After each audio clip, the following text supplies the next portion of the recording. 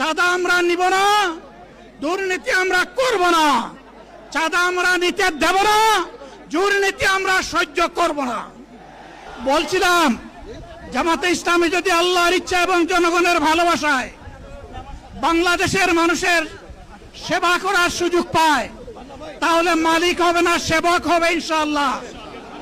আজ আমি ঘোষণা দিচ্ছি, লক্ষ জনতাকে সাথে নিয়ে বাংলাদেশ জামাতে ইসলামী থেকে যারা আগামীতে সংসদ সদস্য হিসাবে নির্বাচিত হবেন, যদি আল্লাহর ইচ্ছায় জনগণের ভালোবাসায় বাংলাদেশ জামাতে ইসলামী থেকে সংসদ সদস্যরা নির্বাচিত হয়ে সরকার গঠন করেন, তাহলে কোনো এমপি, কোনো মন্ত্রী আগামীতে সরকার কিন্তু প্লট গ্রহণ করবে না।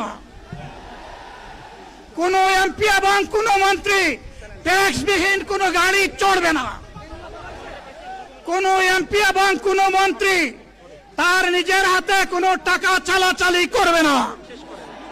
কোন এমপি এবং কোন মন্ত্রী যদি তার নির্দিষ্ট কোনো কাজের জন্য বরাদ্দ পেয়ে থাকেন, কাজ শেষ হওয়ার সাথে সাথে বাংলাদেশের 18 কোটি মানুষের কাছে তারা তার প্রতিবেদন তুলে ধরতে বাধ্য হবে।